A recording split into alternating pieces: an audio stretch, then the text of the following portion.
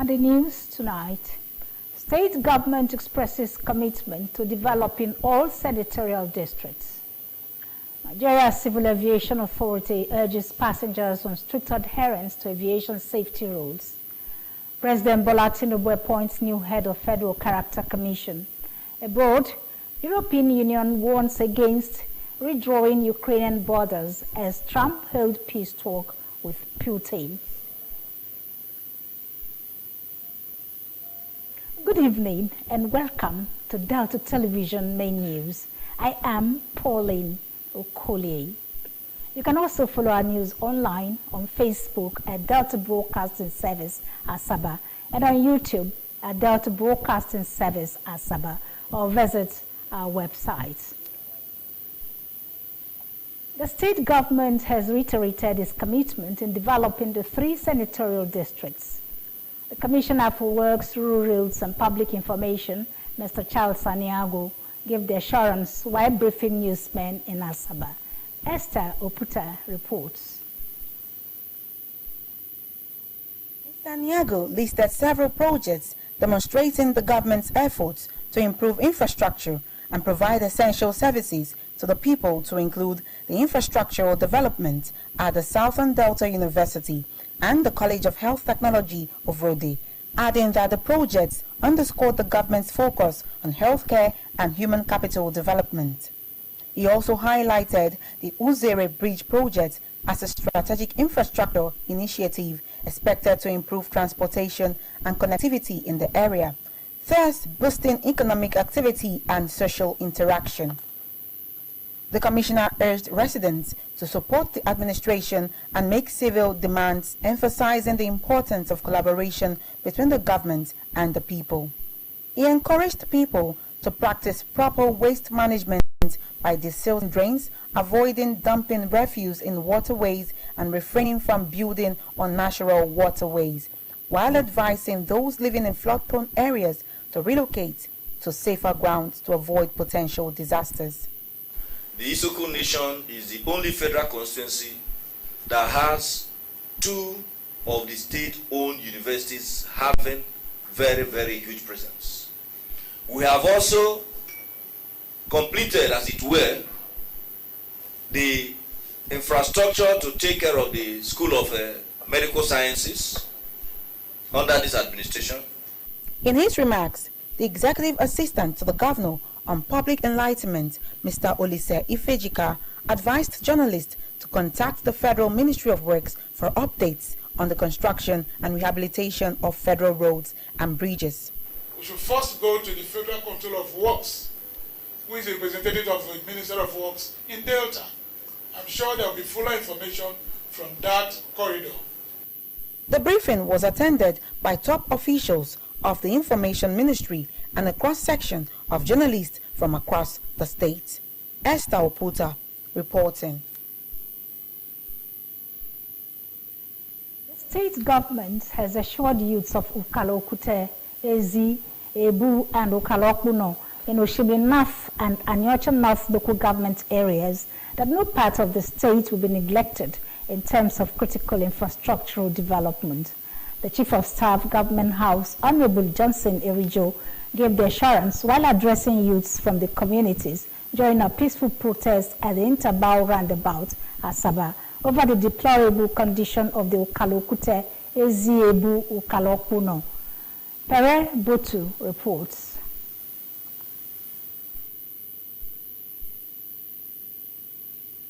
Honorable Erijo, flanked by the Chairman of Oshimili North Council, Honorable Innocent Eseweze, and other government functionaries, commended the youths for the peaceful protest and for their meaningful engagement with government over development needs. He said the chairman of Oshimili North and Anyocha North local government areas have already drawn the attention of the government to the bad state of the Ukalo-Okute Ezi-Ebu Ukalo-Okpuno road, which connected several communities. The Chief of Staff affirmed that no government would allow its citizens to suffer, assuring that the government are taking note of their plight and will take steps to address it. Honorable Erijo assured that the Oborowori administration was determined to ensure meaningful infrastructural development across the state and appealed to the protesting youths to remain calm and law-abiding. He said that no good construction work could be done during the rainy season and urged them to be patient, promising that a request will be channeled to the governor. I can assure you that I have taken note. You identify a strategic thing, which is the route that connects all these communities. The chairman of Oshimili North Local Government Council, Honorable Innocent Eseweze, commended the youths for their peaceful disposition while agitating for government presence and assured that the road will be given attention. The convener, Concerned Youth for Good Governance, Comrade Henry Imuma, who spoke on behalf of the various communities, said the peaceful protest was to draw government attention to the deplorable condition of the Ukala Okute Ezi Ebu Ukalokpuno Road project. He said the people of the various communities have suffered untold hardship owing to the bad state of the road, as it had destroyed economic activities, as farmers could no longer transport their produce to other towns, thus leading to losses and food wastages, among others. Yes. Our presence is not to oppose your government, but to draw urgent attention to a pressing matter that directly affects the lives, economy, and the safety of thousands of Deltans. The abandoned Okalokute Ezi Ebu Ukalokpuno Road project. This route is a major lifeline that connects our communities to markets, schools, health centers, and other essential services in Delta State. Comrade Imuma appealed to the government to award the road to a competent contractor and give a timeline for its completion while ensuring standard specification for long-term durability. I am Pere Botu reporting. The chairman, Board of Delta State Oil Producing Areas Development Commission, the SOPADEC, Ologun John Nani, conducted an on-the-spot assessment to evaluate the desilting works at Ashaka, Ndokwa East local government area of Delta State. It was accompanied by Dr. Charles Solise, commissioner representing the Ndokwa ethnic nationality and the DESOPADEC governing board. During the inspection, the board chairman reiterated the commission's commitment to meeting the needs of all its mandate areas. Under the leadership of Ologun John Nani and Managing Director CEO Chief Saviour Festus Ochonogo, the present board is poised to deliver on the commission's core mandate. The desilting intervention aims to minimize flash flooding incidents by clearing blocked channels. The board chairman advised residents of Ashaka to refrain from dumping waste on drains. Dr. Charles Solise thanked the board chairman for the timely inspection and requested that the desilting job be extended to other parts of Ndokwa nationality.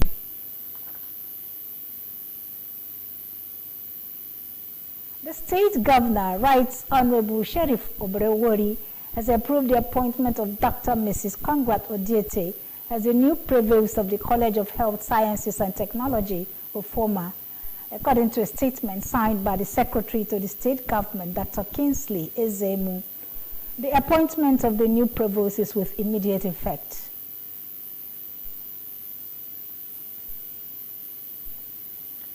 The remand of female passenger Comfort Emancipation in Kirikiri, an Ibom Air cabin crew member and some security officers joined an Uyo Lagos flight on Sunday has triggered public outrage and accusations of selective justice. Viral videos captured Emanson slapping and kicking airline and airport officials, including a female air hostess, after she allegedly refused repeated instructions to switch off her phone before takeoff. Ibom Air, in a statement, accused the passenger of nearly using a fire extinguisher from the aircraft to attack officials before being restrained.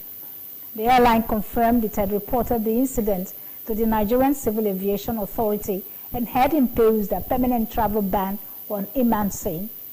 A special advisor on media and communications to the Minister of Aviation and Aerospace Development, Mr. Tunde Moshood, confirmed in a statement that Emanson had been charged to court and remanded in prison. However, the revelation has sparked outrage online, with many Nigerians accusing the airline authorities of double standards, citing the case of Fuji musician Wasiu Ayinde, also known as Kwam1, who allegedly obstructed a value jet flight in Abuja last week, but faced no such consequences.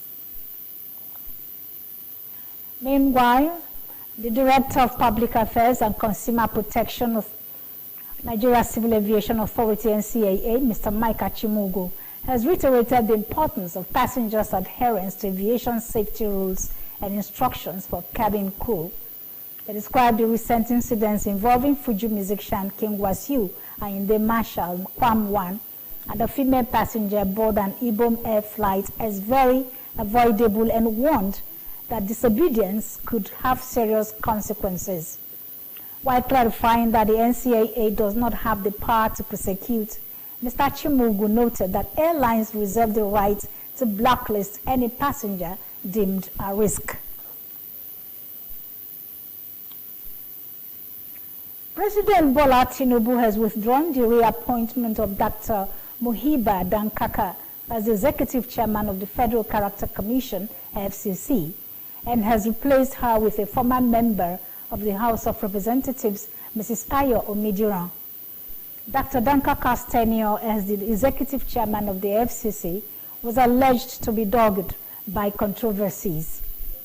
President Tinubu also appointed Mr. Mohammed Musa as the Commission Secretary, while retaining Mr. Kayode Oladile from Ogun State as Commissioner. Mr. Oladile, a former House of Representatives member, was appointed by President Tinubu in 2024. He serves as the Commission's acting chairman following the expiration of Dr. Dankaka's first-term tenure.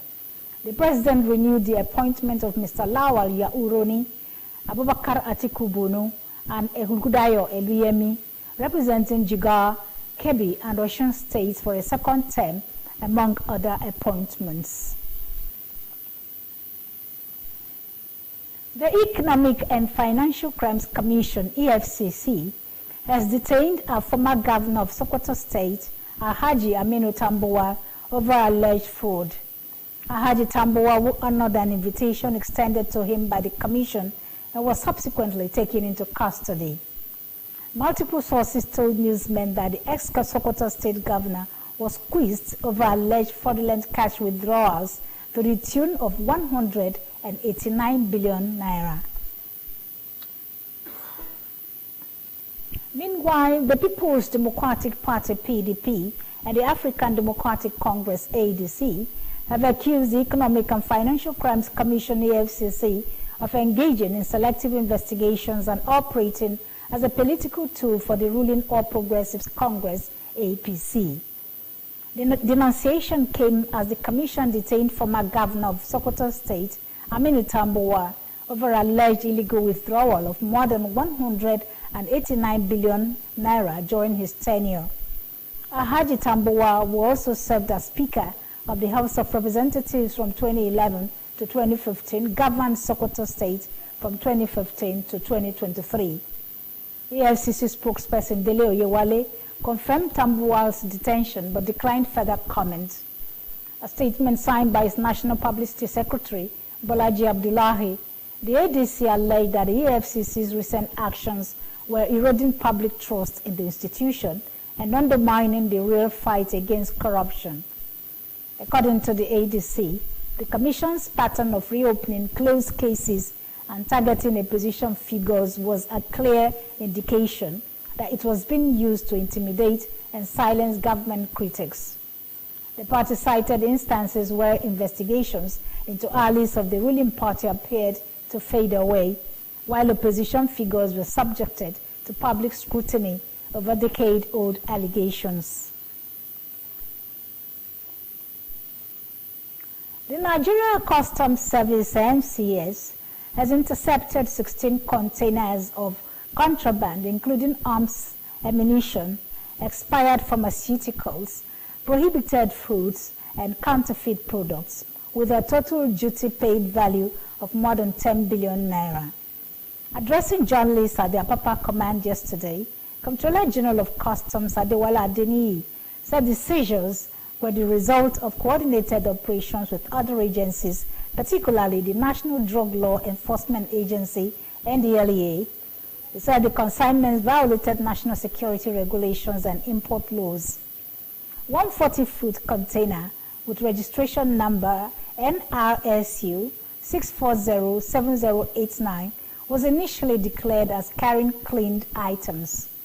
However, after further examination by Customs and NDLEA, 202 cans of Colorado Loud, a Canadian cannabis strain, were found concealed inside. Each can weighed 500 grams, making a total of 101 kilograms.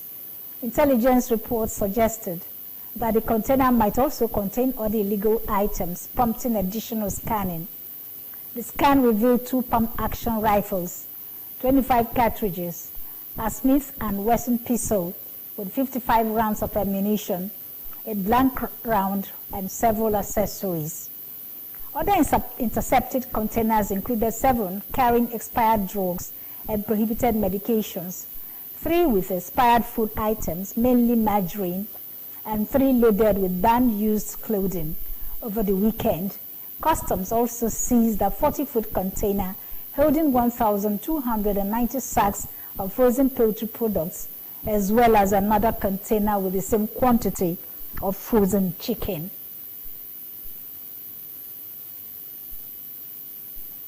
Mr. Ademi also reported the seizure of a container containing 305 cartons of toothpaste concealed with beads and jalabia dresses.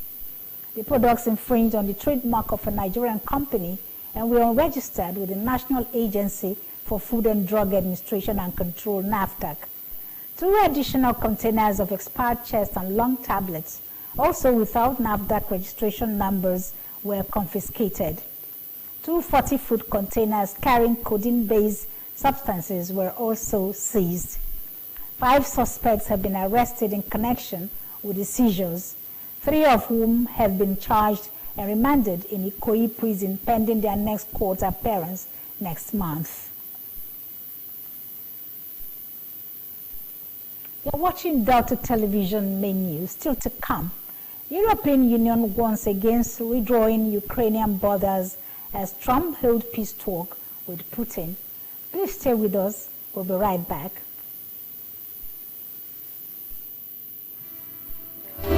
The Borrowing government, they do numerous projects, and it still go on to approve new projects, and it not still borrow money. Think no be lie. Delta government just approve projects worth 230 billion. Governor Boro will understand, say, when good road network they help the economy to be robust. Even individuals could thrive. Both transportations. Yes, Governor Boro will approve flyover 59 billion and flyover for Geli Patani Highway for Otowodo Junction. Also, Saplet Dua Carriage 35 billion. Yes, I did. Wait till Oga Friday. I hear see all these road constructions where they go on for Delta State now across the 3 senatorial districts. Now everywhere. Why you ask? I hear say Governor Sheriff they do road for Isoko Nation. Governor Sheriff they do nobody else roads there. Governor doesn't Governor Sheriff don't complete the road phase 1. As for the talks of phase 2 they in progress. Governor Sheriff don't do Utrecht road for Elu. Also for that Elu, construction of another road still in progress. Governor Sheriff they do road for Emene. Still do for Olobo road, Ikike road. Also 3 internal roads for Ikike as a community. Construction of bridge they in progress for Asaba Asset. And this Asaba Asset bridge when they completed, it will connect Uzeri for the southern side to Asaba Asset for the Governor Sheriff more agenda. Really matter. Governor Sheriff to govern with excellence. Brought to you by now just the Ministry of Information.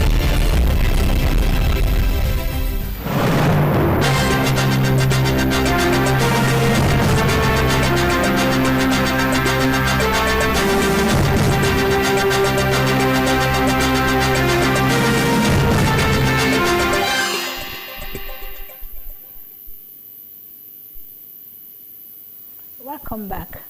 The global scene is next as we join our world news desk.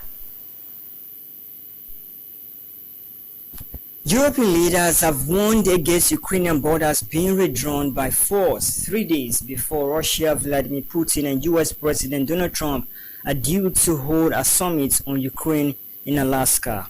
In a statement, European leaders said the people of Ukraine must have the freedom to decide their future. It added the principles of territorial integrity must be respected and international borders must not be changed by force. That statement was signed by 26 of 27 leaders. Missing from the signatories was Hungary leader Viktor Orban, who has maintained friendly relations with Russia and has repeatedly tried to block European Union support for Ukraine.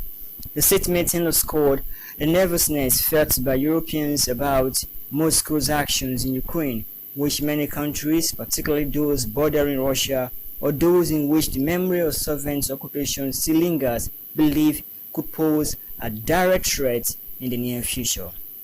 In recent years, Sweden and Finland have joined NATO.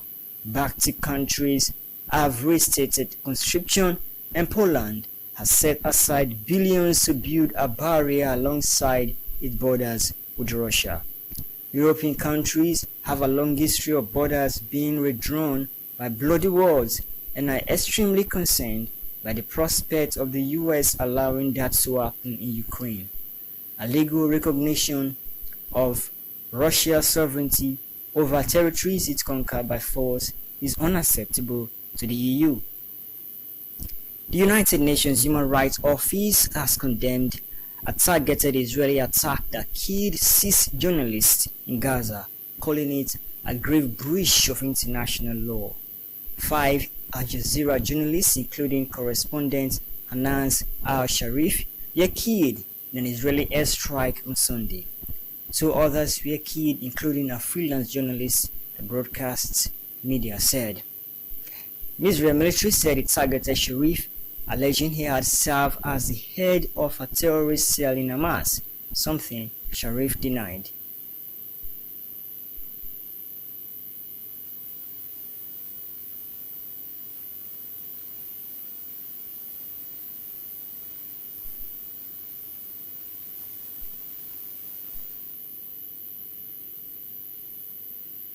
For the 5th month in a row, Nigerian households are feeling the heat literally and financially as cooking gas prices climb yet again, leaving many struggling to afford what has become a basic necessity in daily life.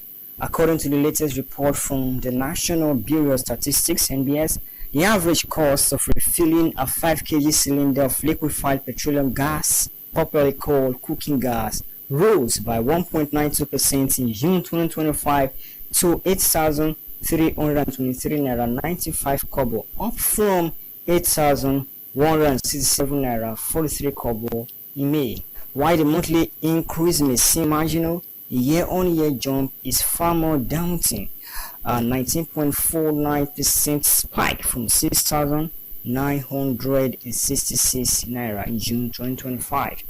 The bigger cylinders tell an even more painful story. Refilling a 12.5 kg cylinder now costs an average of 21,010 naira and 56 kobo, representing a 1.46% rise from May's price of 20,709 naira 11 kobo. Compared to June last year, when the price was 15,736 naira 27 kobo, this marks a staggering 33.52% increase.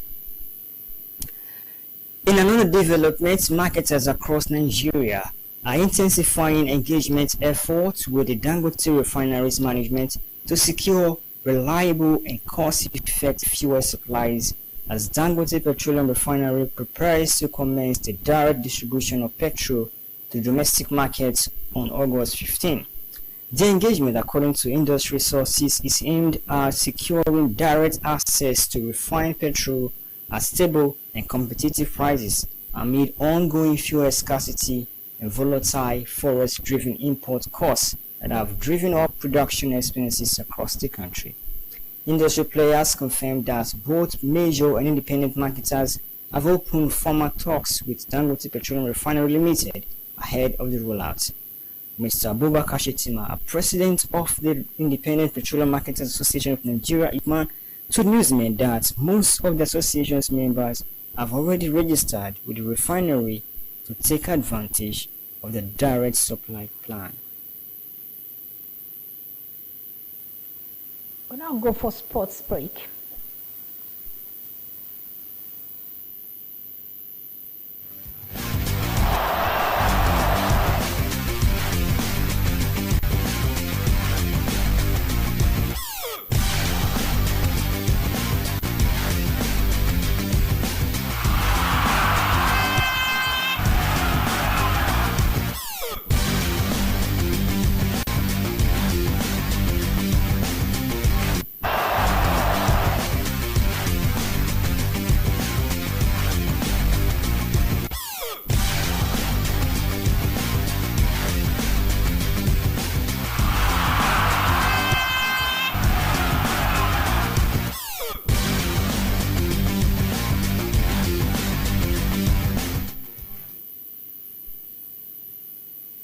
Hello, good evening, welcome to Sports News. I am Jude Agbayeke. Nigerian Super Eagles' chances of qualifying for the round of 16 at the ongoing Championship of African Nations (CHAN) has been blown through the roof after the Rick Sherrill-led side crashed to affording humiliation by Sudan at the Annan Stadium in Zanzibar. The Super Eagles, who had lost their opening group game by a lone goal to defending champion Senegal, began the match against Sudan in a hurry and scored what would have been his first goal of the ongoing tournament, but was ruled out for offside. The disallowed goal stung Sudan into action as they got a curtain raiser barely 1 minute later after 17-year-old Nigerian defender Leonard Ngenge headed into his own net at the 25th minute. The Rainbow Stars' young defender's woes continued as his handball in the 43rd minute allowed Waleldin Kedr to score Sudan's second goal in the 45th minute from the penalty spot. The Sudanese scored two quick-fire goals in the 55th and 62nd minute through defender Ahmed Tabanga to take the game beyond the Super Eagles and out of the 8th edition of the CAF Championship of African Nations (CHAN). The Super Eagles were making their fourth appearance at the Biennial Football Fiesta, having won a silver and a bronze in its previous outings. The Confederation of African Football (CAF) has warned the Kenyan Football Federation to abide by the rules of engagement or matches scheduled to be hosted by Kenya will be relocated to other venues.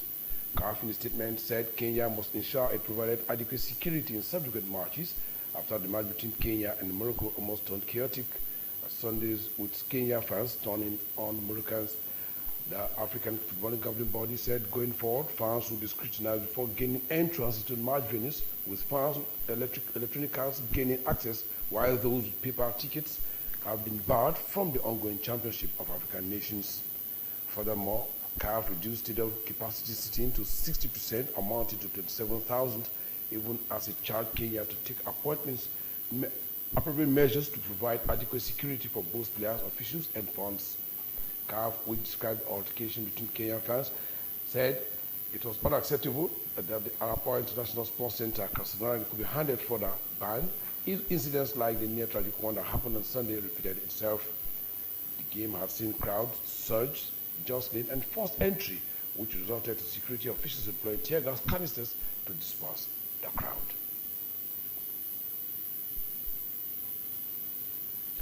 The coach of Ghanaian club side Asante Kotoko, Coach Abdul Karim Zito, has expressed confidence in the side's chances of overcoming Nigerian club side Kwara United when both sides clash in the first preliminary rounds of the CAF Confederations Cup next month. Coach Zito said his side, which is making a return to the continent after a 3-year wait following his Ghanaian FA Cup triumph, said Asante Kotoko was returning to the continent to claim the title, stressing that Kwara United, who are also Nigerian FA Cup champions, cannot stop their dreams. Both sides are expected to face off in Accra between September 19 and 21, with the return leg in Ilorin on September 26 or 28. The winner of the preliminary matchup will face Moroccan giants Wydad Casablanca in the next round. English FA Cup winners Crystal Palace has slammed the Court of Arbitration for Sports (CAS) for siding with European Football Governing Body UEFA barely hours after the Apex Sports Court ruled that UEFA was right in its decision to demote Crystal Palace to the UEFA Conference League. Crystal Palace, who recently claimed the season-opening Charity Shield after beating English Premiership champions Liverpool in a penalty shootout after the game ended in a 2-2 stalemate, had taken UEFA to the CAS after it was demoted to the UEFA Conference League due to Olympic Lyon's qualification for the Europa League. Both clubs are owned by American businessman John Textor, who has sold part of shares in Olympic Lyon to forestall Crystal Palace or Lyon losing a place in the European second-tier club football championship. According to CAS, the decision to demote Crystal Palace to the UEFA Conference League by UEFA was in line with FIFA rules, which bars clubs owned by the same person or group playing in the same league or competition. Crystal Palace, however, slammed the decision by CAS, calling it an almost impossible fair hearing, saying the ruling by the Apex Sports Court showed that the sporting merit had been rendered meaningless. Meanwhile, Nottingham Forest, who finished 7th in the English Premiership last season, will now take Crystal Palace's place in the Europa League in the upcoming season, while Crystal Palace will play in the Conference League. As Sports News, Pauline returns shortly.